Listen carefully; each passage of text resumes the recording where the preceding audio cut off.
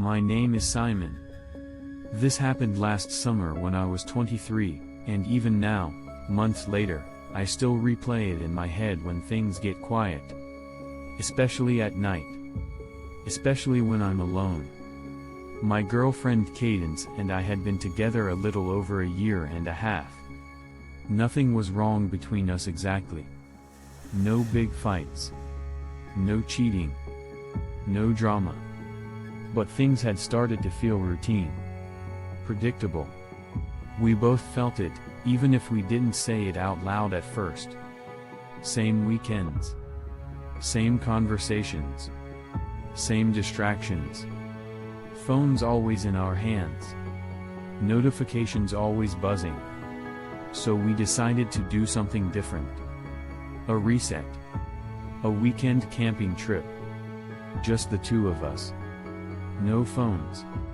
No service. No outside noise.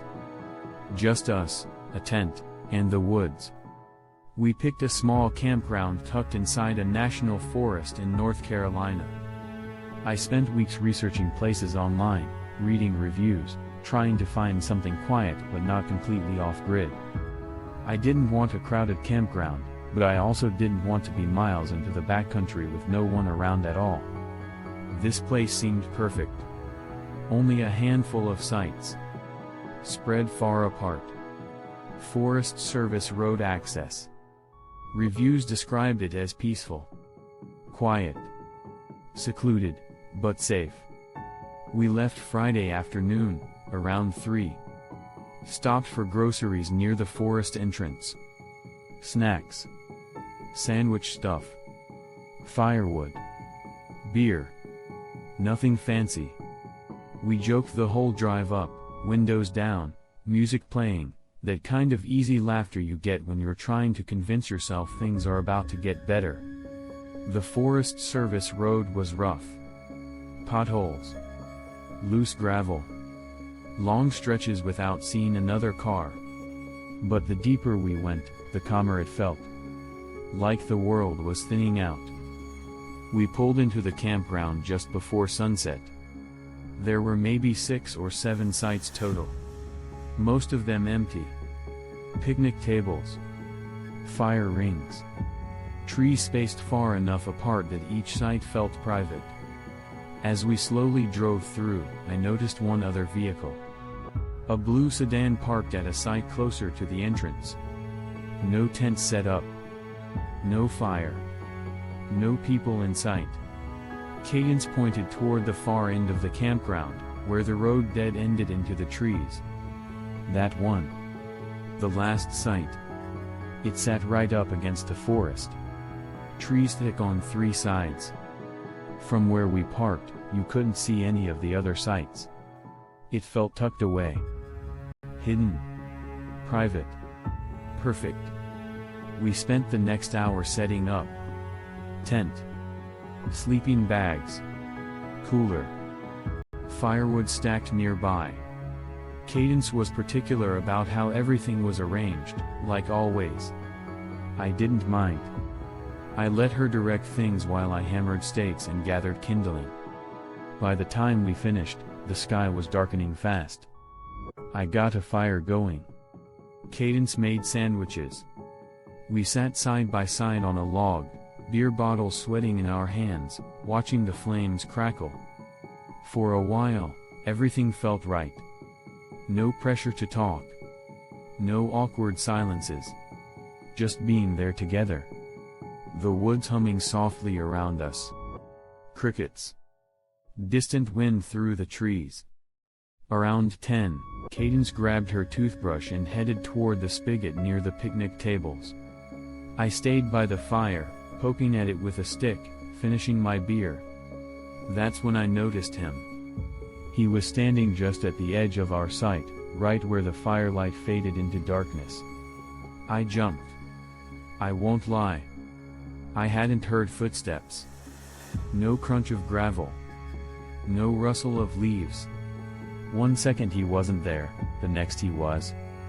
He apologized right away. Said he didn't mean to scare me.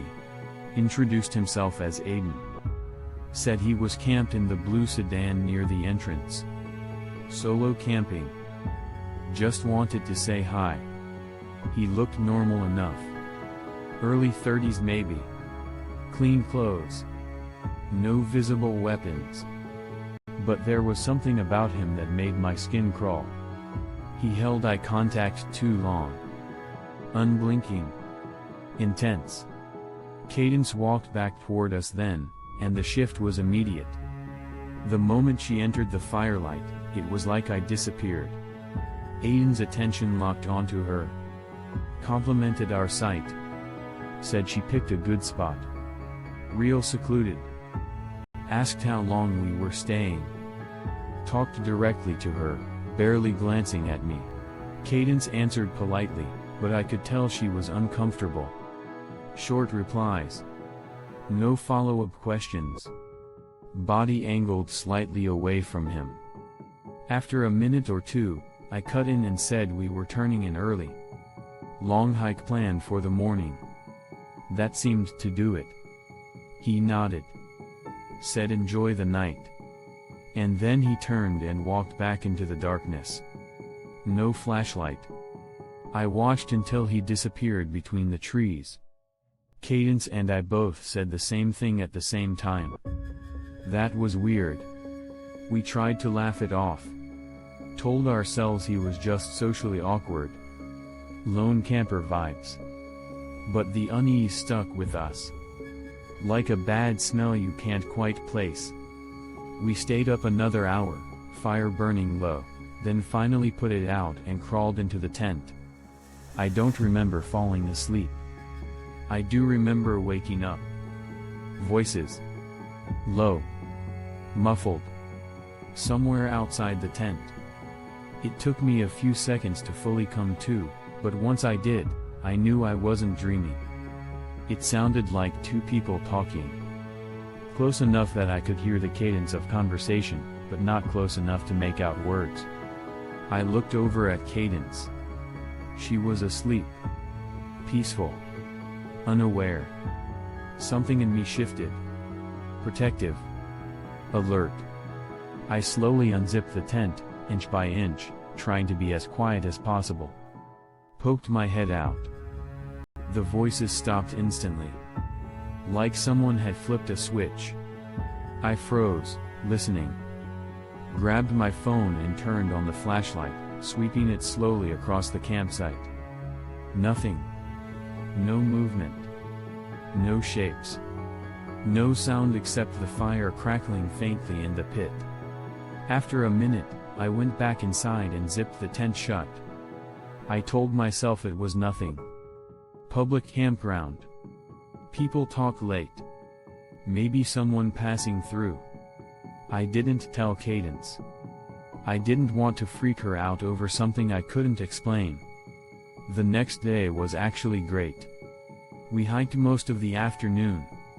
Trails winding through thick forest. Streams cutting through rock. Sun filtering down in patches. We talked more than we had in weeks. About nothing. About everything. It felt like the reset was working. As the sun started to dip, I went to grab more firewood from the pile near the truck. That's when I saw it. A napkin folded in half, tucked under the windshield wiper. My stomach dropped before I even touched it. I unfolded it slowly. You should move your tent. That was it. No name. No explanation. I stood there staring at it, my pulse pounding in my ears. I showed Cadence immediately. Told her about the voices from the night before. Her face went pale. Before we could even finish talking about what to do next, footsteps crunched behind us. Aiden. Same clothes as the night before. Same calm expression. Same unblinking stare. Anger flared up in me before fear could catch up. I told him to stop just walking up like that. Asked him if the note was his. He apologized again. Said he didn't mean to scare us. Claimed he was just checking on us. Cadence asked why he felt the need to check on us at all.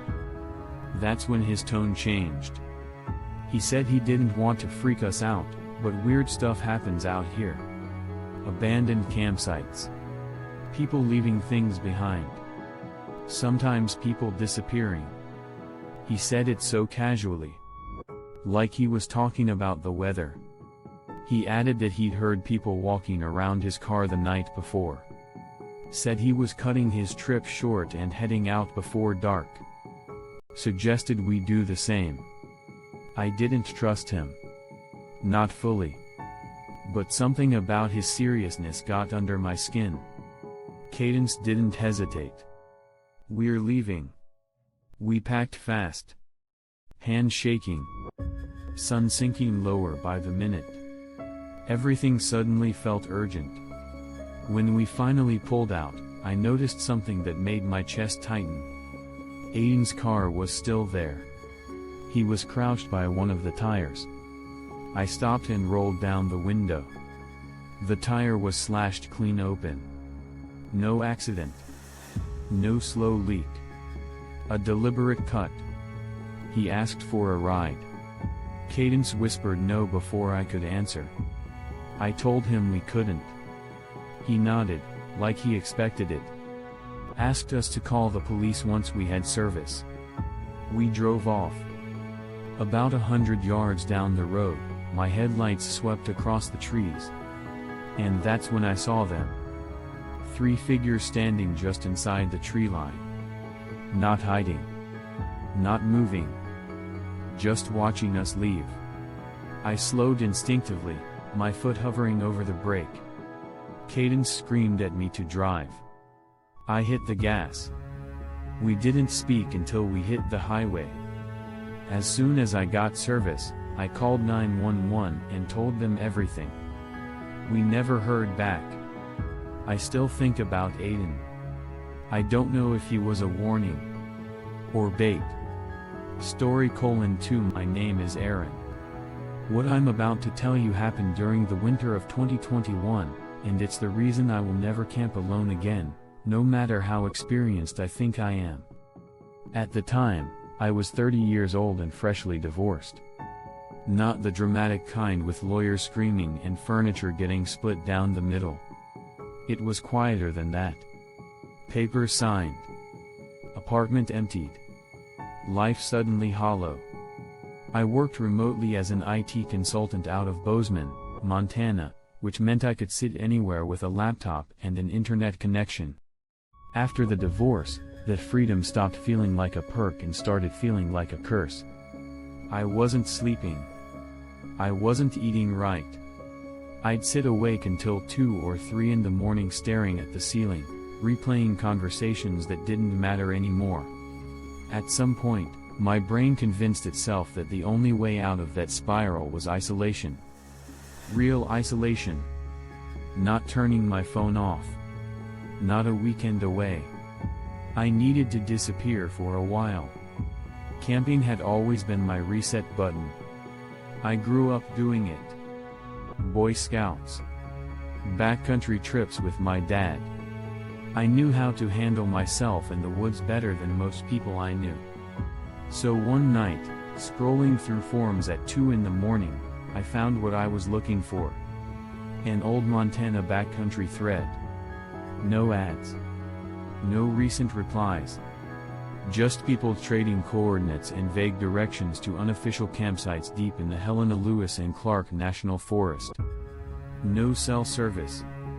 No trails. No neighbors. Perfect. I planned it fast. Told my brother I'd be somewhere in the Helena area and left it at that. Took a week off work. Loaded my truck with freeze-dried food, water purification tabs, extra fuel, a first aid kit, and my Remington 700. I'm not paranoid, but Montana wilderness doesn't care how confident you are. The drive took about 4 hours. The first part was easy. Highway. County road. Then a Forest Service road that slowly degraded into something that barely deserved to be called a road at all. My GPS gave up completely. I relied on the forum directions. Landmarks. Fallen trees. Turn left where the trail narrows and the ground turns rocky.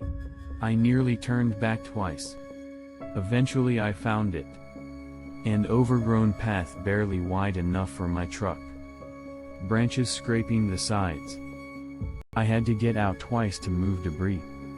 When I finally couldn't go any farther, I shut the engine off and listened. Nothing. No cars. No voices. Just wind and trees.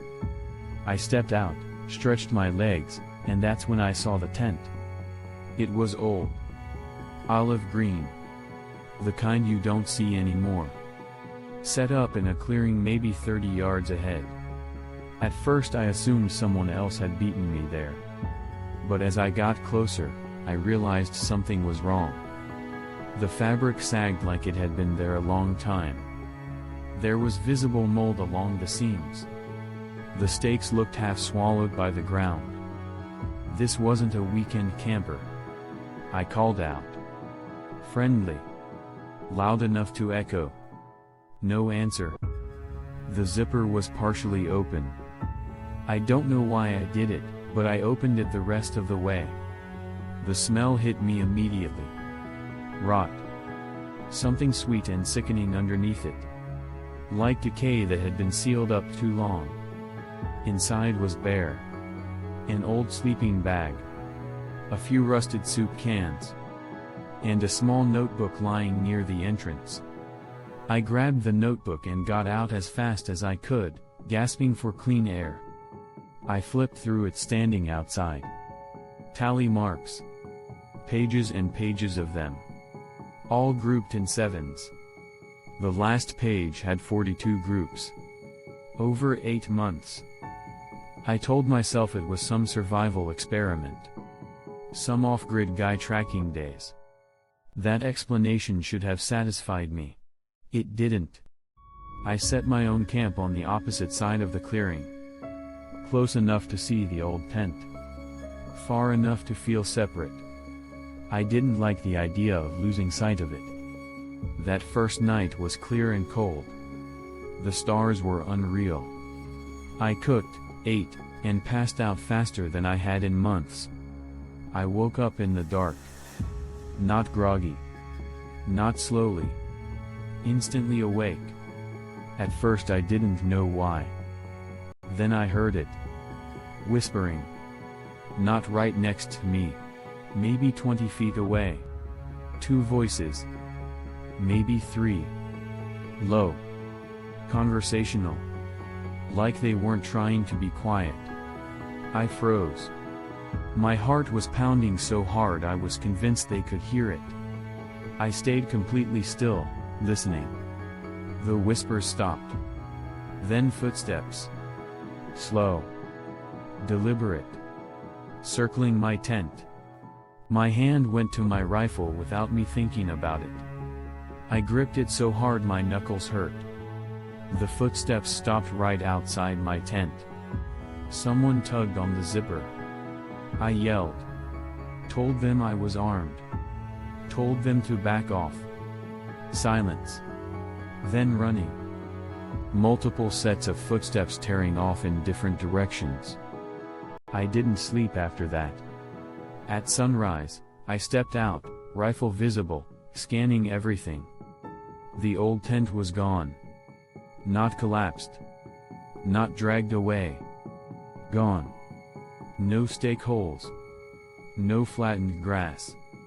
But there were footprints. Bare footprints. Dozens of them. All around my campsite in a wide circle. Different sizes. Some deep, like someone had stood there for a long time. One set led to a pine tree at the edge of the clearing. That's where I saw the cuts. Tally marks carved into the bark. Groups of 7. Fresh. And hanging from a low branch nearby was a squirrel. Dead. Tied with fishing line. Positioned carefully. Intentionally. That was enough. I packed in a panic. Hands shaking. every sound making me flinch. I jogged back to my truck, threw everything in, and backed out of that trail faster than I thought possible.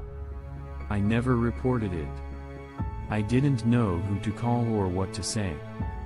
But sometimes, late at night, I think about that notebook. About the mark stopping at 42. And I wonder what night I almost became the next one. Story 3. My name is Lily, and this happened during the first week of December last year. I had just started winter break from college, and I decided to take a solo trip to a small cabin I had rented in the remote forests of northern Vermont. I needed space to think, my finals had been brutal, and I just wanted some peace. The drive itself was already eerie. Snow had fallen heavily the night before, covering the trees and roads in thick white blankets. My GPS kept recalculating, but eventually, I found the old dirt road leading to the cabin. It was the kind of place that looks cozy in pictures but unsettling in real life: dense trees, winding paths, and silence so heavy it felt unnatural. I arrived in the late afternoon. The cabin was small, made of dark wood with smoke curling from a chimney. The front door creaked as I unlocked it. Inside, it smelled like pine and old wood. I set my bags down and unpacked. There were no neighbors for miles, which was exactly what I wanted, or so I thought. As night fell, I lit the fireplace and brewed some coffee. Snow fell silently outside, blanketing the forest in darkness. I had just finished my first cup when I heard it, a faint tapping on the window. I froze. At first, I thought it was a branch, but then it came again, more deliberate. Slow, heavy taps, almost like fingers drumming against glass. I grabbed a flashlight and stepped cautiously toward the window. Nothing. Only the swirling snow outside. Just the wind, I whispered. I decided to go to bed early, figuring I could explore the woods more in the morning. Around 2 a.m., I woke to a scratching sound at the back door. My dog, Max, wasn't with me, he was at my parents' house. The scratching grew louder, more insistent. I tiptoed toward the kitchen, my breath visible in the cold air, and peered through the back door window. A shadow moved just outside. I couldn't see a face, but I could see the outline of a tall figure. I ran back to the bedroom and locked the door, grabbing a fireplace poker for protection. The scratching didn't stop. It circled the cabin, moving with unnatural precision. I sat on the bed, trying to calm myself, and I kept telling myself it was just someone playing a prank. But the forest is empty. No one should be here. Eventually, the sound stopped. Exhausted, I fell into a restless sleep. I woke again to a muffled whisper, like someone calling my name from the forest. I strained my ears, but it faded as quickly as it came. I knew then that leaving the cabin the next day would be my only safety. Morning came slowly. I brewed coffee again, trying to shake the terror of the night. The snow was pristine, untouched, except for a single set of boot prints leading from the tree line directly to the cabin's back door. And the prints were massive, much larger than a normal human footprint. I didn't know what to do. I called the local ranger station and reported the footprints, but they said the forest was largely unpatrolled and advised me to stay indoors and lock all doors. I took their advice, but every creak in the floor, every sound in the wind, made me jump. By the second night, it escalated. I was reading by the fire when I heard muffled voices outside. I grabbed a flashlight and swung it around the cabin. That's when I saw him, or them. 3 figures, dressed in black winter coats, crouched just beyond the tree line. Their faces were obscured by shadows, but they were watching me. Motionless. Waiting. I slammed the door and locked it.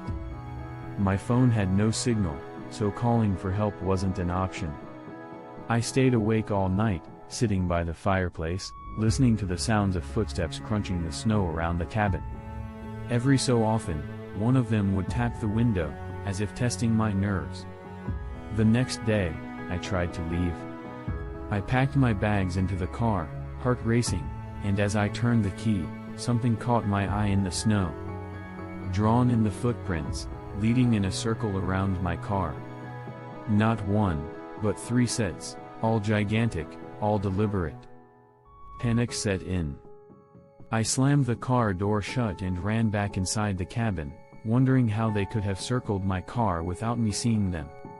That night, I heard something I'll never forget, a whisper right outside my bedroom window. I didn't recognize the language, but it sounded like counting. 1, 2, 3. It stopped abruptly, followed by laughter. Low, menacing, almost unnatural. I stayed in bed, frozen. I didn't sleep. I barely breathed. By morning, the figures were gone. But on the porch, I found something that made my blood run cold, a small wooden carving, crude, shaped like a human figure, and nailed to a tree. Around it were tally marks, identical to what I had seen in stories online about cursed forests. Someone, or something, had been keeping track. And now I was part of it. I left immediately, never looking back. The cabin still stands, and I've since learned that several people have reported strange figures in the forest every winter. I don't know who, or what, was in those woods that December, but I'll never forget the sound of counting outside my window, and I'll never go back. If you're still listening, take a second to like the video and subscribe. New stories drop regularly, and you don't want to miss the next one. Thanks for listening. Stay safe.